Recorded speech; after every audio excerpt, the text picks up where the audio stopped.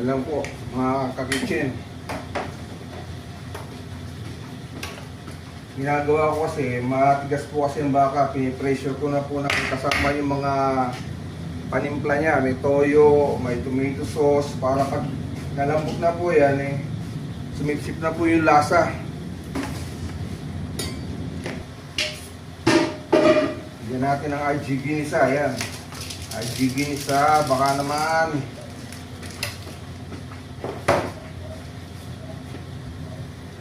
Ito naman po, estupado.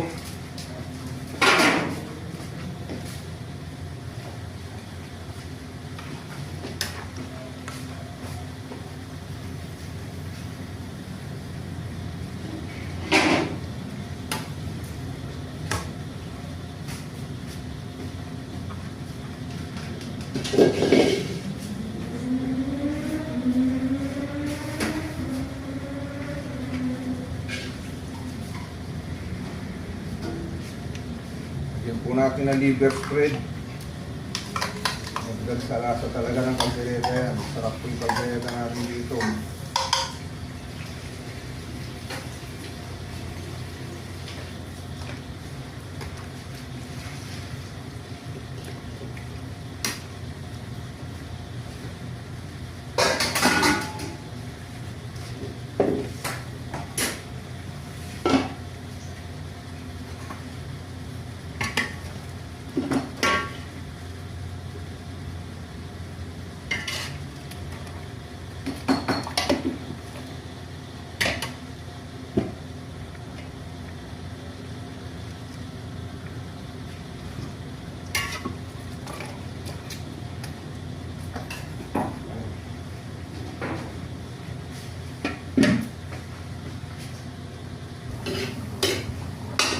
Ano, luto na yung kaldereta natin mga ka-kitchen.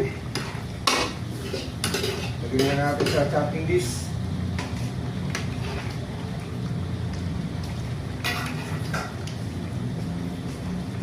Yung kaldereta ang isa sa mga inaabangan ng mga customer natin dito sa lutong bahay, dito all you can.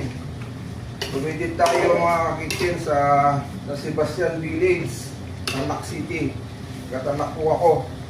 Kung magagawin kayo dito, pwede po kayo dumiretso sa aming E&M, itong bahay.